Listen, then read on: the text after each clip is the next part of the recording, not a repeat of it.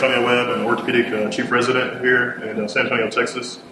Going into my 5th year, starting in 6 days from now, start my 5th year. So, as an orthopedic surgery resident, we do certain rotations. One of them is trauma surgery, is our busier rotation. That's the rotation that I'm on now, and I'm on call every 3 days. So today is Saturday, so I don't get off. I came in this morning around 5:30. I don't get off until tomorrow afternoon. So more responsibility, because as an intern, basically go see a patient.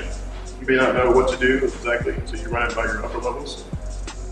The patient may need to go to surgery, or maybe treat him in a cast or a splint, and there's indications that we tell us whether a patient needs surgery or not. And then that's your job. You manage all the patients on the floor. You update our lists, put the orders in for patients. As a upper level, I operate, so I go to clinic some days, but mostly I operate, and then I kind of manage everything else that's in the hospital. So right now, from an orthopedic standpoint, there's 3 people on the orthopedic team here in the hospital, and I have to make sure everything's kind of ran nice and smooth. As an upper level, as a junior, you do have upper levels that are walking you through the case or walking you through certain things that they're uncomfortable with. But as a senior resident, I'm expected to know how to do the surgery. I'm expected to make sure everything runs smoothly, their labs are taken care of, they need blood products. So I'm responsible for that. And that's kind of a general structure in orthopedic residency. We usually do rotations. They're 2 months long.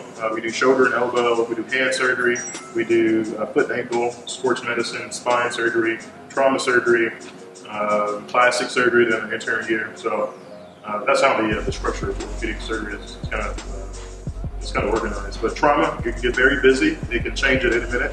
Someone can come in downstairs with a gunshot wound to their leg, to their arm, and I'll have to reorganize the schedule of cases that I want to do next. So right now I'm just trying to figure out which patient needs to go to the operating room next, who's most urgent. And that's a lot of responsibility on chief resident, because you're making decisions that can potentially, if you make the wrong decision, so a patient can be potentially hurt by that. So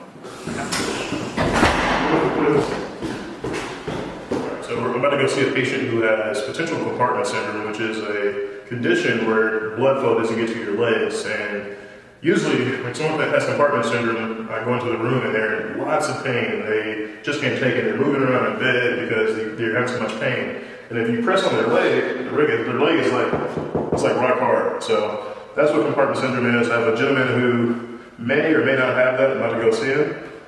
I may or may not take him to surgery today. I just need to go see him and evaluate him and determine whether I'm going to take him to surgery. But that's what we're about to go see next.